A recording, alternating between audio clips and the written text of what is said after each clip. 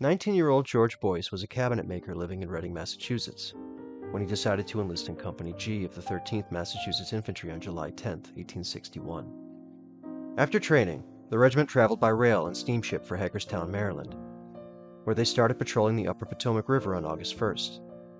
The regiment moved 14 miles to Warrenton Junction on April 1, 1862, many of them marching on railroad tracks to avoid the deep mud. Along the way, they passed through Manassas Junction, where the grim evidence of battle was still plainly visible. Warrenton Junction, Virginia, April 7, 1862. My friend William, I received your kind letter last night, and was much pleased to hear from you once more. My health is very good yet. Have been on the march most of the time since I wrote you last, but our regiment was not in the late battle at Winchester. We was out 30 miles when the battle began, when we was ordered back to Winchester, but we did not get there in season to have a battle with the rebels. When we got within 15 miles of Winchester, the order was countermanded, and we was ordered back to Centerville.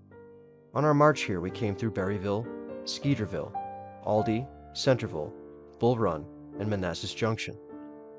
The rifle pits and batteries on every little hill for miles around.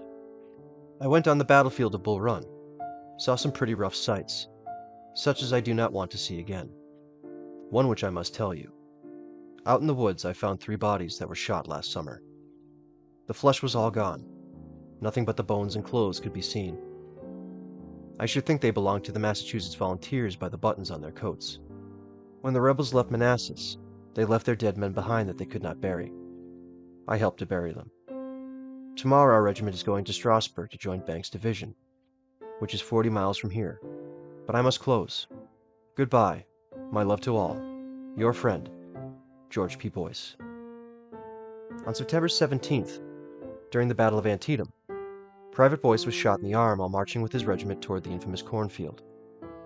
The wound was bad enough to leave Boyce unfit for military service, and he was discharged from the Army in Pittsburgh, Pennsylvania, on November 29, 1862. Despite his injury, George Boyce soon re-enlisted in the Union Army.